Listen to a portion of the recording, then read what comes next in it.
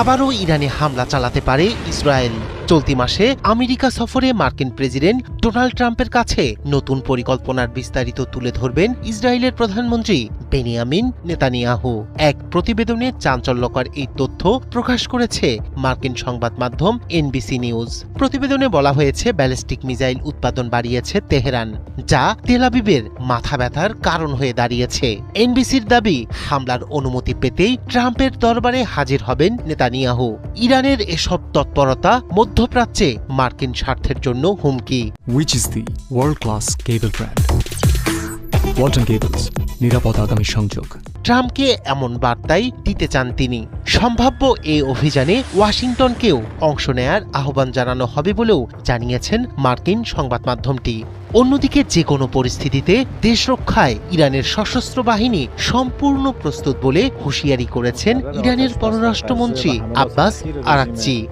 صهیونیستی به لبنان و سوریه চলতি মাসের শেষ দিকে আমেরিকা সফরে যাচ্ছেন ইসরায়েলের প্রধানমন্ত্রী বেনিয়ামিন নেতানিয়াহু। জানা গেছে, এই সফরে মার্কিন প্রেসিডেন্ট ডোনাল্ড ট্রাম্পের কাছে ইরানের বিরুদ্ধে নতুন সামরিক হামলার পরিকল্পনা তুলে ধরবেন তিনি। স্থানীয় সময় শনিবার প্রকাশিত এক প্রতিবেদনে এ তথ্য জানিয়েছেন যুক্তরাষ্ট্রের প্রভাবশালী সংবাদ মাধ্যম এনবিসি নিউজ। ইসরায়েল ও আমেরিকার একাধিক সরকারি কর্মকর্তার বরাতে প্রতিবেদনে বলা হয়, ইরানকে ঘিরে ক্রমবর্ধমান নিরাপত্তা উদ্বেগের কারণেই এই উদ্যোগ নিতে যাচ্ছে তেল আবিব।